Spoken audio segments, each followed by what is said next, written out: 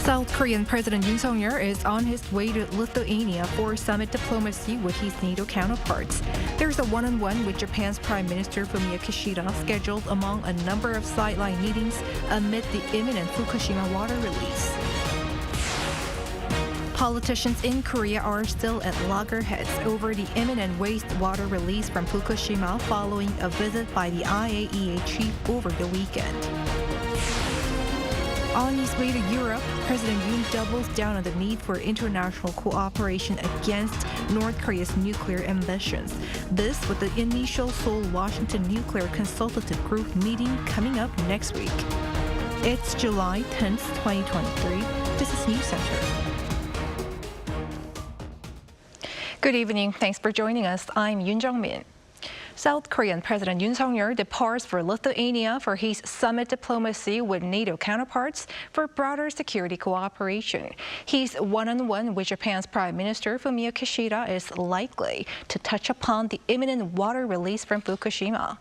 Our top office correspondent Kim Do-yeon begins our coverage.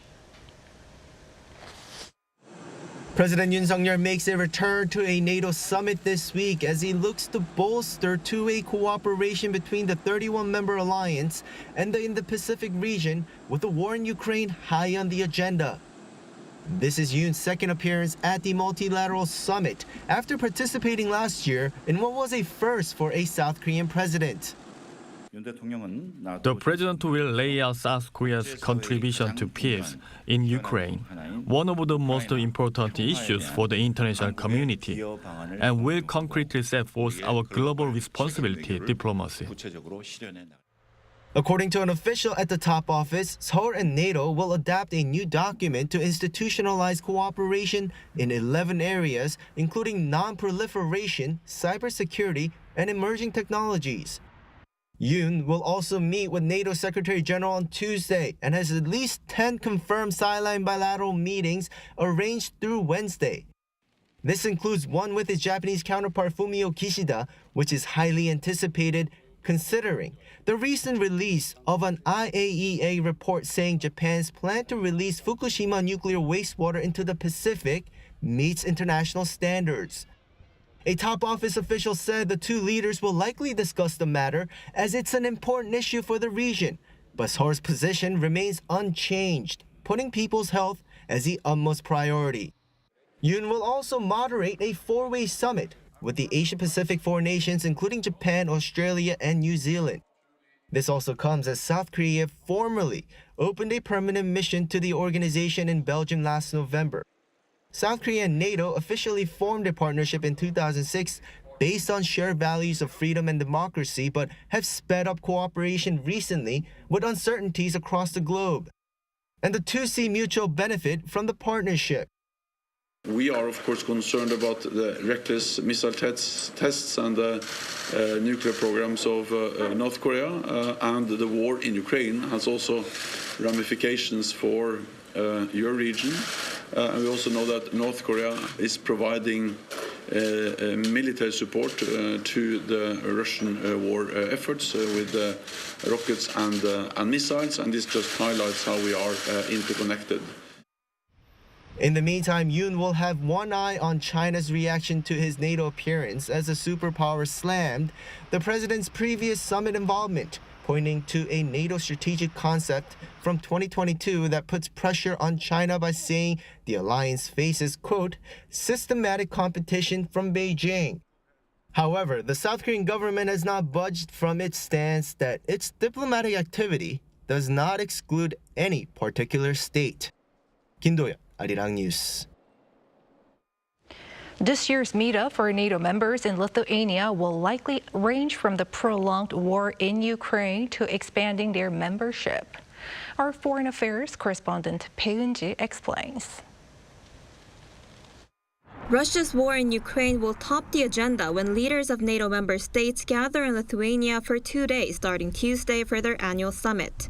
They will likely discuss Ukraine's NATO membership bid and security guarantees the country will need to ensure that Russia does not again invade the country when current hostilities end, as well as the issue of how to bring Kyiv closer to NATO without it actually joining.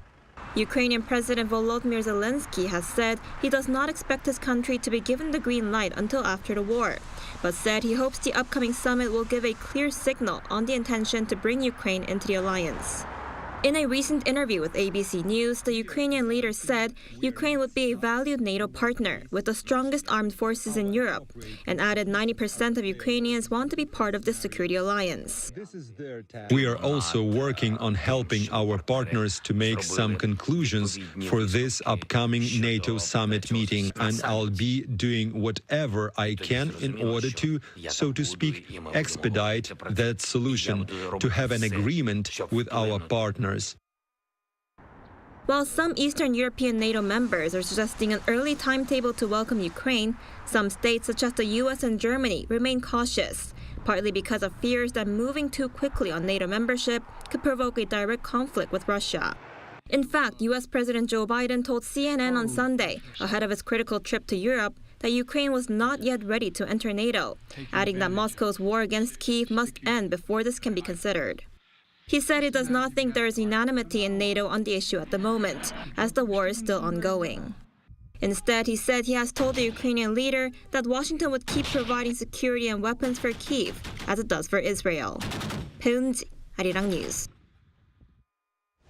Ahead of the NATO summit, President Yoon says that it's time for the international community to show that its will to stop North Korea's nuclear weapons development is greater than the regime's motivation to produce such weapons. This comes as South Korea is set to hold the first nuclear consultative group meeting with the U.S. later this month. Our Choi Min-jung reports. South Korean President Yoon Suk-yeol has pushed the international community to convey its solidarity against North Korea's aggressive nuclear intentions.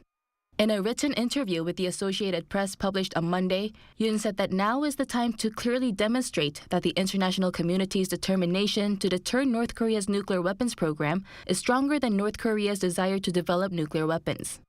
The statement came prior to his departure for the annual NATO summit, where Yoon is expected to stress the importance of international cooperation against North Korea's illegal acts. Yoon also calls for peace through strength, adding that strong international sanctions against North Korea can prevent the advancement of its nuclear and missile capabilities. In line with South Korea's intentions to beef up countermeasures against Pyongyang's evolving threats, Seoul and Washington will be holding their first meeting of the Nuclear Consultative Group in Seoul on July 18th. The presidential office announced over the weekend that the meeting will discuss information sharing, a consultation mechanism, and joint planning and execution designed to bolster nuclear deterrence against North Korea. The NCG was established by President Yoon and Biden during their summit in April. Under the group, the U.S. reaffirmed its extended deterrence provided to South Korea. This refers to Washington's commitment to defend its allies by using its military capabilities, including nuclear weapons. Choi Min-jung, Arirang News. North Korea says U.S. spy planes have been engaging in, quote, reckless activities such as violating its airspace. A statement by Pyongyang's defense ministry carried by the regime's state media on Monday said American drones and spy planes have been flying for several days in a row along its east and west coasts and accordingly raised prospects of shooting down such aircraft. In response, South Korea's Joint Chief of Staff also on this Monday denied any American intrusion into North Korean airspace.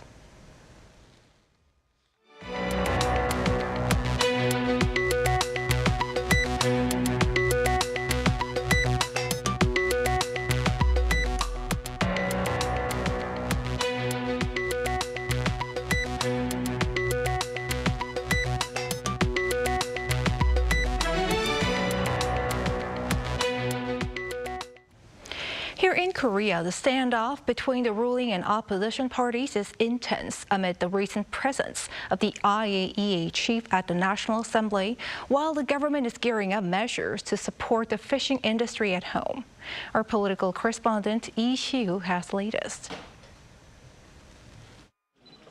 Despite the IAEA Director General Rafael Grossi's recent visit to South Korea to address public anxiety, clashing voices among the public continue to clamor.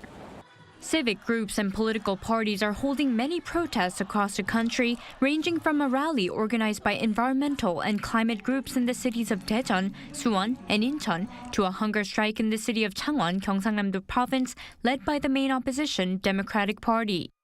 The DP, which sat down with the IAEA chief at the National Assembly on Sunday to discuss the issue, continues to question the nuclear agency's neutrality. 11 DP and independent lawmakers are on a visit to Japan, holding protests in front of the official residence of Prime Minister Fumio Kishida and the House of Councillors.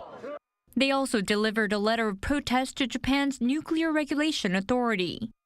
In contrast, the ruling People Power Party continues to criticize the opposition for, quote, building up public anxiety, denying science, and being intent on political agitation. We strongly warn the Democratic Party immediately halt the agitation that stems from anti-Japan sentiments. Meanwhile, the South Korean government on Monday announced new measures to help the nation's fishery industry. The Ministry of Economy and Finance said it's doubling its budget for seafood reserves compared to last year to 175 billion Korean won, or around $134 million. It's aiming to stockpile seafood to redistribute to the market at an appropriate time. Further, there will be loan support for seafood processing companies that need funds to purchase marine products and vouchers for customers to encourage spending on seafood products. The government is also looking into other measures that will be finalized at a later date. 이시후, Arirang News. South Korean cars ranked number 1 in eco-friendly vehicle exports to the U.S. in the first quarter of 2023 in terms of monetary value, despite the U.S. Inflation Reduction Act. The Korea Institute for Industrial Economics and Trade released a report saying that among EV exporting countries, the total value of these exports came to $2.13 billion in the first 3 months of this year. Korea has remained in the top spot in the U.S. since last year. Even so, the institute said Korea should diversify its export market while establishing measures to strengthen the car industry over the long term. It called for more support from the government, from the mobility services and car software sectors amid rising demand for EVs in developing countries.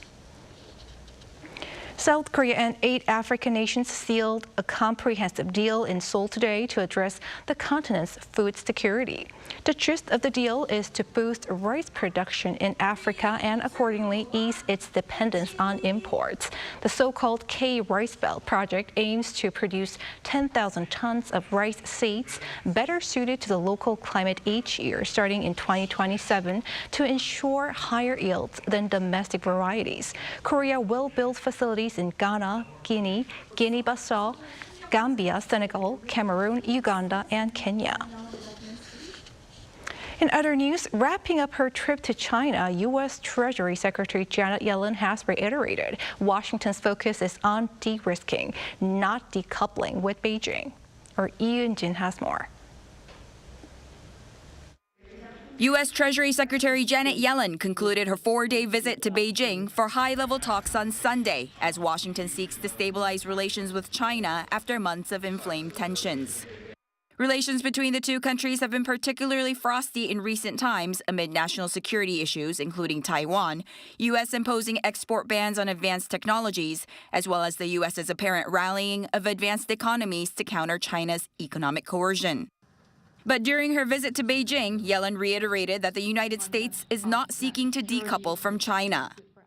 There is an important distinction between decoupling on the one hand and, on the other hand, diversifying critical supply chains or taking targeted national security actions. She added that such a decoupling would be disastrous for both countries and destabilizing for the world, and that the world is big enough for both of the world's 2 largest economies to thrive. We want a dynamic and healthy global economy that is open, free, and fair, not one that is fragmented or forces countries to take sides. While a single visit is not enough to solve the challenges overnight, Yellen highlighted that the bilateral meetings served as a step forward in efforts to put the U.S.-China relationship on surer footing. The two countries remain at odds on numerous issues, and this trip did not result in any specific policy breakthroughs. But Yellen summarized her trip as successful in terms of re-establishing contact, saying she expected increased and more regular communications at a staff level. Such connections are expected to reduce the risk of misunderstanding and pave the way for cooperation in areas such as climate change and debt distress. Later this month, U.S. climate envoy John Kerry is scheduled to make a visit to China as the U.S. diplomatic push continues, ahead of a possible meeting between the country's leaders at September's G20 summit in New Delhi or an APEC gathering scheduled for November in San Francisco. Jin, Arirang News. A book has been released that looks back at the 10-year journey of BTS. Beyond the Story, 10-year record of BTS was released on July 9th, the same date its fan base, the ARMY, got its name 10 years ago. Fans all over the world have flocked to their local bookstores to get a copy of the 500-page book. There's in-depth coverage and interviews with the members, and fans can read in detail about their journey from trainees to global sensations. It's now available in more than 10 languages, including English, Japanese, and French. Big Hit Music says it's planning to launch the book in 23 languages. K-pop boy band EXO broke their recent hiatus on Monday, releasing their 7th studio album, Exist. After almost a 4-year absence, the band's newly dropped album consists of 9 tracks, including the lead-off song, Cream Soda. The group's agency, SM Entertainment, says the pop dance track expresses the moment of falling in love as smooth yet thrilling as the Cream Soda. Pre-orders for the album have reached a record-setting 1.6 million copies as of Sunday.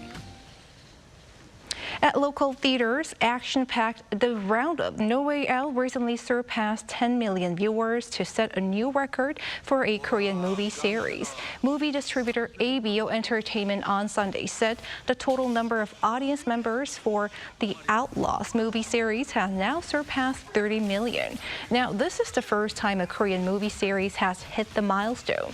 The Roundup, No Way Out is the 3rd installment in the series, which started with the 2017 film The Outlaws. It stars Ba Dong-seok as a detective with incredible strength who tries to take down a drug cartel in Seoul.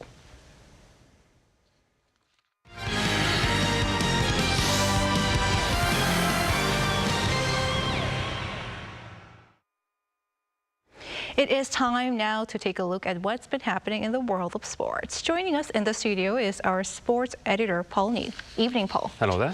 So let's first start with baseball. A home run for Choi Ji-man after a long injury layoff. That's right, yes. Now of the Pittsburgh Pirates, of course. Choi Ji-man hit a 2-run homer on Sunday. It came in a 4-2 win over the Arizona Diamondbacks for what was his 3rd home run of the season, but first since returning from injury. Che batted 5th as a designated hitter and hits his home run off Zach Davies in the 2nd inning. He also hits a double in the 9th, recorded 2 RBIs, scored a run and improved his batting average from .125 to .159. Choi Ji-man returned on Friday after being out since February with an Achilles tendon injury. Meanwhile, another Korean star returning from injury is Ryu Hyun-jin. Ryu on Sunday pitched 4 shutout innings for the Toronto Blue Jays' minor league team. He's been out for over a year with an elbow problem. Right, and to football. The summer transfer window is open, and it seems like some Korean stars are making moves, including Lee Gang-in. Yes, you're quite right. He signed for Paris Saint-Germain, and he signed a 5-year deal with PSG, making him the first South Korean to join the French Giants. After weeks of speculation, the official announcement came on Sunday. He'll wear the number 19 shirt and could now be lining up alongside Kylian Mbappe and Neymar as a replacement for Lionel Messi. And Lee and PSG could actually be heading to Korea this summer. According to Yonhap on Monday, PSG are in talks with K-League team Jeonbuk about the friendly in Busan on August the 3rd. Meanwhile, speaking of Jeonbuk, their striker Cho Gu-sung, who rose to fame during the World Cup last year, is reportedly poised to sign for Danish Super League club FC Midtjylland. He said his farewells on Saturday following Jeonbuk's 2-1 win over FC Seoul, a game in which he scored, and in the post-match press conference confirmed his move. Also, Kim Min-jae is, according to Sky Sports Germany, set to sign for Bayern Munich from Napoli. The German champions have reportedly triggered his release clause of €50 million. A number of transfers there. And sticking with football, South Korea's women's team has now played its final friendly before the World Cup. Yes, that's right. South Korea beat Haiti 2-1 on Saturday at Seoul World Cup Stadium. They actually found themselves 1-0 down with 16 minutes on the clock when Narilia Mondesir put Haiti in front. But a penalty in the 51st minute from Ji Soyeon restored parity before Jang Se-gi found the winner on 81. Ji Soyeon with the assist for that one. Manager Colin Bell has picked a mix of youth and experience for his squad. Striker Park Eun-son, at 36 years of age, is set to play in her third World Cup, having also made the squad in 2003 and 2015. And there's space in the squad for Korean-American Casey Fair, who at 16 is the youngest player to be named in a Women's World Cup squad for Korea. The World Cup kicks off on July 20th, and Korea are in Group H along with Colombia, Germany and Morocco. Their first game is against Colombia on July 25th at 11 a.m. Korea Standard Time. And finally to golf. Some solid showings for South Korean stars at the LPGA US Women's Open in California. Yes, Shinji, she finished tied for second alongside Charlie Hull of the UK. After strong showings on Saturday and Sunday, Shin finished at 6 under par, 282, just 3 strokes behind the eventual winner Alison Corpers of the US. 2 other South Korean stars finished in the top 10. Kim Hyo-joo tied for 6th and Yoo Hae-ran tied for 8th. Kim had actually been joint first following the first round on Friday. Up next on the LPGA calendar is the Greater Toledo LPGA Classic from July 12th to the 15th. All right, thanks for that, Paul. See you next week. Thank you. See you.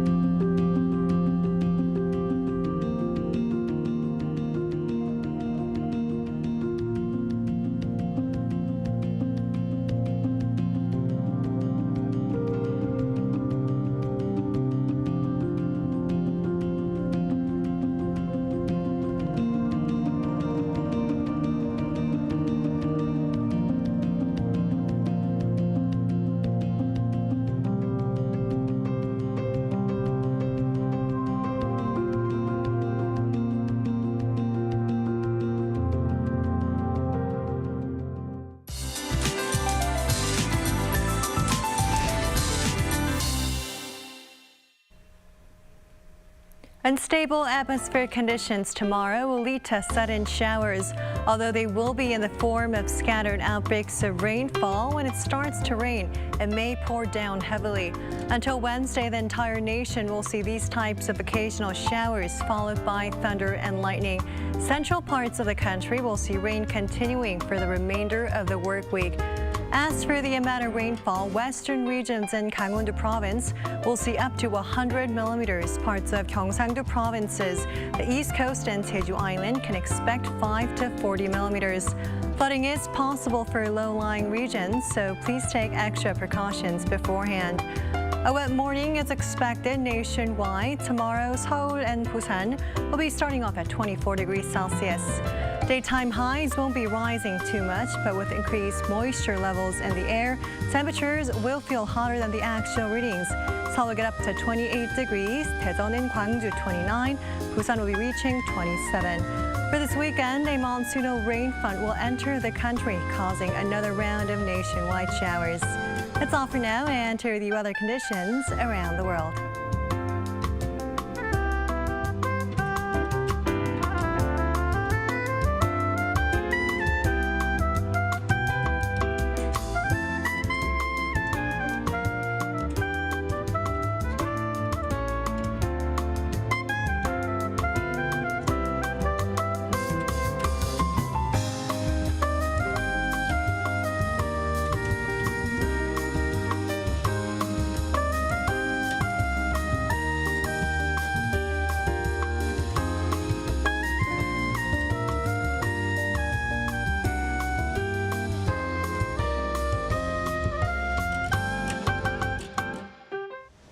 And that is News Center for tonight. Thank you for watching. A panel session coming up.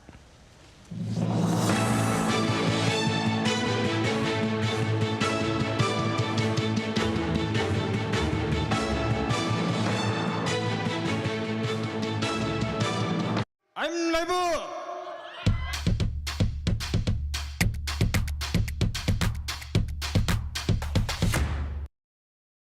저를 도와주시는 분들이 저희와 함께 해주시는 세션분들 아무리 봐도 이거 먹지 펜션 같은데 아니라고 아무도 안 하는 거고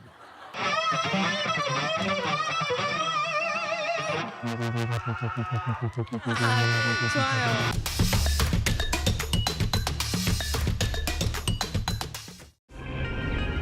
한국에 오면 먹어야죠.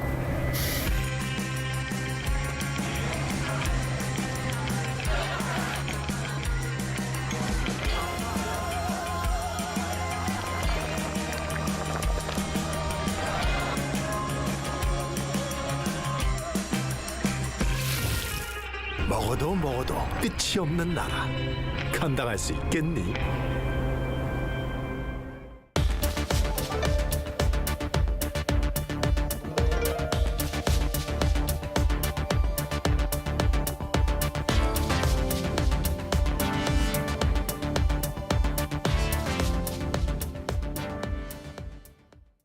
The world's population is expected to have reached 8 billion today.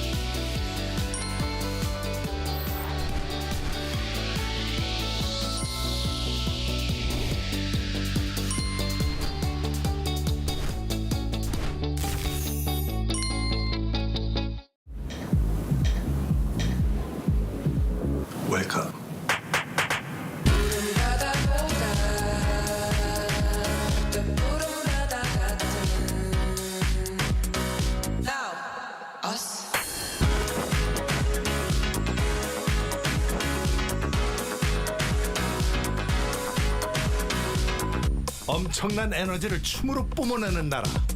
감당할 수 있겠니?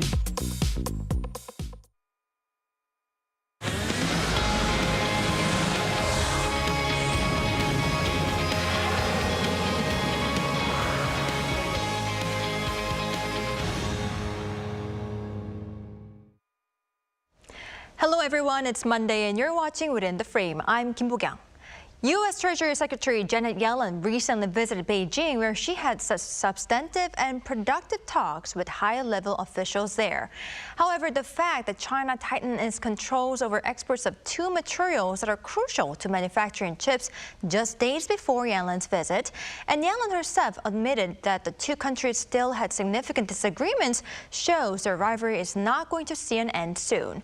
How do experts forecast such tensions to develop, and how could they affect South Korea? For an in-depth analysis, we invite Professor Kim Se-won from Ewha Women's University. Professor Kim, welcome. Thank you for having me today. Thank you. And we also have Andy Moak, Senior Research Fellow at the Center of China and Globalization. Andy, good to see you. Great to be with you. All right, now first question to our Professor Kim. Now, let's first talk about the chip war between China and the U.S. This chip war, as far as I know, started last October. Could you briefly outline how it has developed up until now?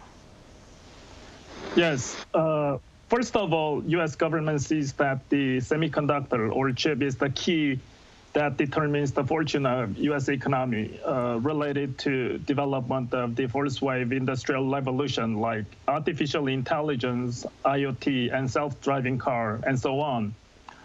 United States still is located actually at the frontiers of research and development, components and equipments in chip production. But actual manufacturing of non-memory chips and memory chips are dominated by Korean and Taiwanese corporations like Samsung Electronics and TSMC. Given this situation, China, which is the second mover in chip industry, has been rising quickly in chip production technology thanks to Beijing's huge and aggressive support.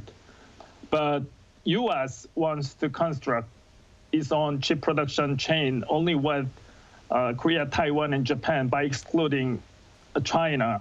So U.S. Congress passed the CHIPS and Science Act in August 2022, which gives serious restrictions on Chinese chip development and production. And recently, China is retaliating with ban of Micron, which is U.S. corporations' chip sales in China, and controlling key materials used in chip production, like germanium and gallium.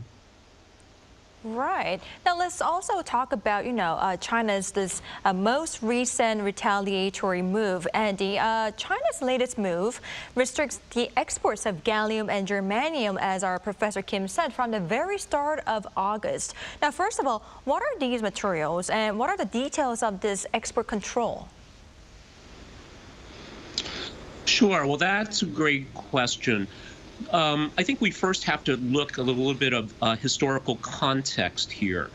So China has long sought to have a cooperative relationship with the U.S., but because of these increasingly escalatory and provocative actions, including these bans and restrictions on semiconductors, as we've just heard, China has really shifted its approach based on its understanding, which I believe is an accurate understanding of the prevailing power dynamics. So China has decided now that if the U.S. can't see the light in terms of working cooperatively with China, it will make the U.S. feel the heat. And this is what leads us to these looming restrictions on gallium and germanium. So semiconductors, we know, are very important for an economy, for a country's military, pretty much any application we can think of. And both gallium and germanium are important inputs into semiconductors. Also, they're important inputs into solar panels, other EVs, other very important applications, including advanced radar. So when we look in particular at gallium, that it's used for advanced radar applications because of its ability to work under high power, high frequency, high temperature scenarios. So this is a calibrated response by China, but also I think it's a very important recent example, but not the only one, of China taking a much more assertive stance in dealing with the U.S. as an equal. And again, looking that if the U.S. cannot see the light, China will make it feel the heat. Right, I see. So they are key materials for high-tech sector indeed. Now, with China's such export control in place, Professor Kim, both the U.S. and the EU are assessing their exposure to these metals from China. How essential are these metals to the U.S. and its European allies? And what kind of follow measures do you believe will be put in place? Beijing's export controls on two rare elements, gallium and germanium, are essential for manufacturing semiconductors, as Andy pointed out. And it is a very well-prepared retaliation after the United States and Europe restricted chip exports to China. Gallium and germanium are used in a variety of products, including chips and solar panels. Both are on the European Union's list of critical raw materials, which are deemed crucial to Europe's economy. That shows how much these materials are important for EU's industries. Since China is by far the world's biggest germanium gallium producer and exporter, both of US and EU can't find substitutes for China-produced rare earths. The market share of Chinese rare earth exceeds 60% in the global market. But in the long run, US and EU will try to find substitute in South Asian countries like Vietnam and South American countries like Brazil and Bolivia. It is known that these countries have rich deposits of rare earth, but they are not much developed yet. I see. Now, Professor Kim, one more question. We have been talking about the impact on EU and the US, but since these materials are key to manufacturing semiconductors, South Korean chip makers could also be worried about this. How might South Korean chip makers be impacted? I'm glad that you raised this issue, Bo-kyung. As of now, it is not clear that Beijing puts export control on the two rare materials to Korea. Beijing's rare earth restrictions comes just days after the Dutch government announced new restrictions on exports of some semiconductor equipments. It drew an angry response from Beijing because the new rules means that ASML, the only producer in the world of a key machine lithographer, is not allowed to export its products to China. It is a very practical restriction for China not to produce high-level chips. Japan and United States have also taken steps to limit Chinese companies' access to chips and chip-making equipments. But Beijing absolutely needs Korean corporations' chip production and technology in China. So it is expected that China is not subject to Beijing's two materials export control for a while.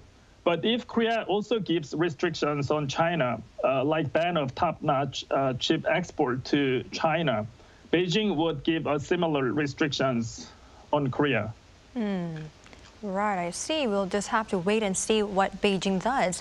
Now, Andy, I'd like to also tap on China's hidden intention here. Beijing's such controls on two critical minerals came just days before U.S. Treasury Chief Janet Yellen's arrival to China. What do you believe China's intention was? Well, I think certainly there's a lot of talk that this could be seen as a bargaining chip in discussions with Secretary Yellen's visit. But I think we also need to look at it in the larger historical context as well. So if we go back to the early days of reform and opening, even then, Deng Xiaoping and other Chinese leaders expressed concern and even suspicion that the United States would one day weaponize or misuse global public goods like the US dollar, like sea lanes of communication, access to technology to slow down or even reverse China's rise. So that suspicion, I think, has unfortunately been proven correct in the last few years, not only with these recent semiconductor restrictions, but look at the actions against Huawei earlier, the trade war launched by then.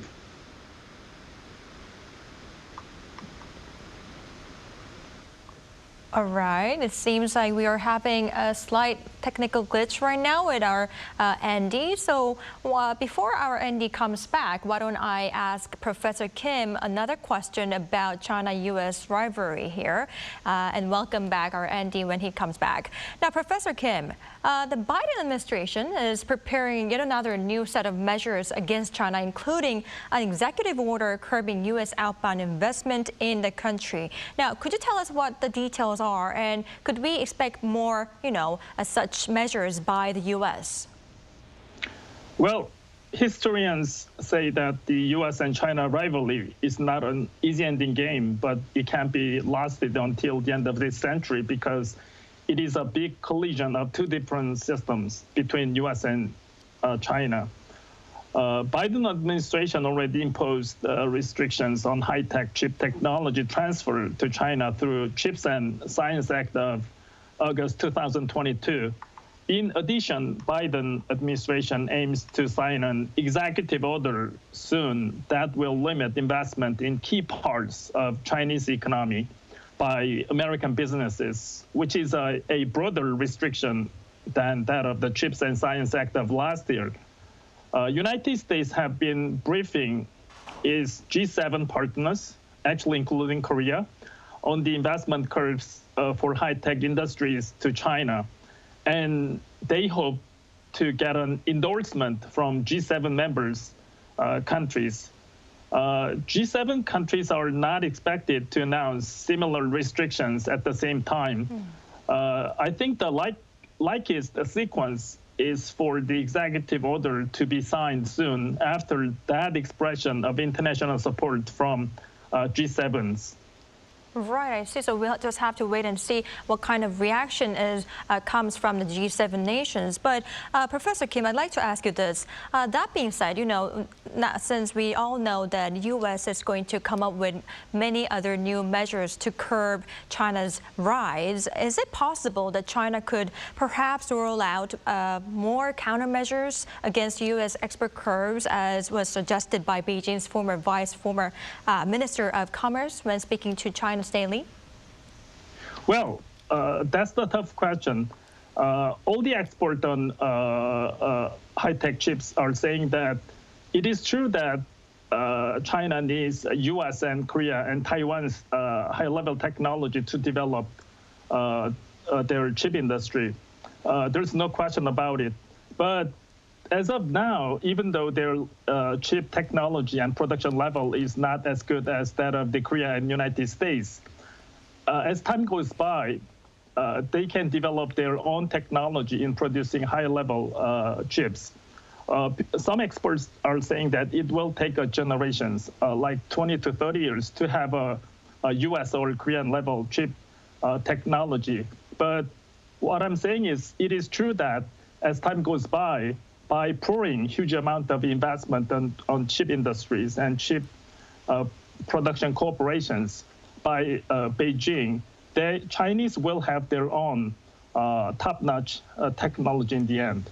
Right, I see.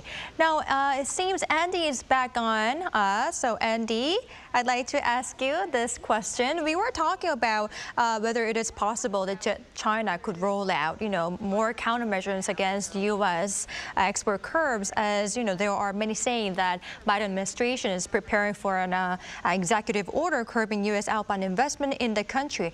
What's your view on this?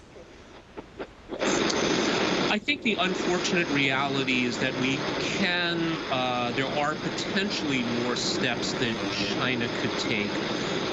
Again, unfortunately, we were cut off earlier, but I think the point for China is that it is always worried that the U.S. would weaponize important global public goods like the U.S. dollar, the global payment system, sea lines of communication, access to technology.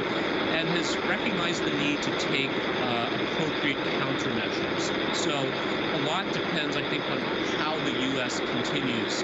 If it indeed continues down this increasingly escalatory path, that would certainly be bad for China.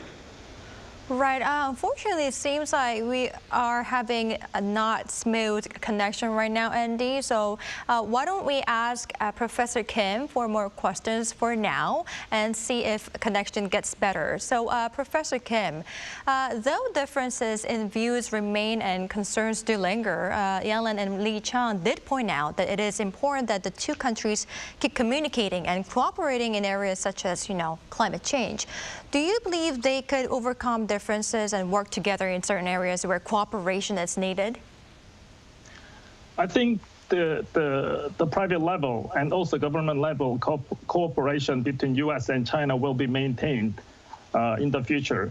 I think the most important speech by Secretary Yellen in Beijing was the two big countries, U.S. and China, can't be decoupled for the global economy. That means they will maintain the high level communication between U.S. and China. And for that purpose, Secretary Yellen recognizes that without support and help of Chinese government, U.S. can't solve the problem of environment problem and the global chip war and broken production chain between countries and so on. Right. Then, Professor Kim, what also matters is, how this is going to impact South Korean economy, right? How do you believe it's going to impact, South Korean chip makers and also the economy in overall? Actually, U.S. has all the technologies and high-tech chips and R&D power too. And based on these U.S.-originated technology, Korea is very specialized in chip manufacturing. But China is the largest at the same time buyer of Korean chips, more than 60% of total. We say that Korea is under a sandwich situation between U.S. and China's conflicts. In the middle of U.S. and China chip war, it is important for Korea not picking sides between U.S. and China. It is more important to have a strategy between the two countries. For example, if we take the China side, it will be very difficult to develop higher level chips with U.S. and there will be problems in procuring chip production equipment and materials. But if we take the U.S. side, we can lose the largest Korean chip buyer that buys more than 60% of Korean-produced chips. So taking one side by 100% between U.S. and China is a very dangerous option to Korea. It is necessary to have a sensible strategy, I think, to partially satisfy both sides. Right. I mean, I cannot agree more that South Korea is quite facing dilemma that it needs to choose. It cannot choose either one side of the U.S. or China. In that sense, Professor Kim, what kind of suggestions would you like to propose to the Yoon administration right now? Because it seems like it is indeed facing dilemma of choosing one side right now. Actually, Korean chip manufacturers has huge production facilities in China. They are producing a huge amount of high-tech chips in China, like Xi'an and so on. But the problem is, according to U.S. Chips and Science Act of last year, all the technology and equipments, U.S.-based originated technologies and equipments that enters China's should be checked by U.S. government. That means for updating Samsung Electronics and SK Hynix chip production facilities in Chinese territory, there should be something permission from U.S. government every year. This kind of problem can't be solved by company level, by Samsung Electronics and SK Hynix. It is Korean government that should be taking care of this kind of country level or government level problem with the United States for minimizing the economic pain or economic problem of these two major Korean chip producers, government should be exercising its diplomatic power with the United States and China. Right, I see. I can agree more.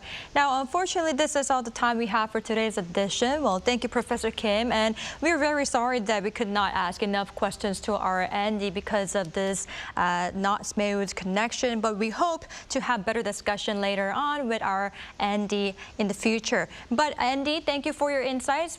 We hope to see you again. We really appreciate it. All right, that's all for Within the Frame tonight. We'll be back tomorrow with more in-depth stories. Thank you for watching. Sorry again. Goodbye.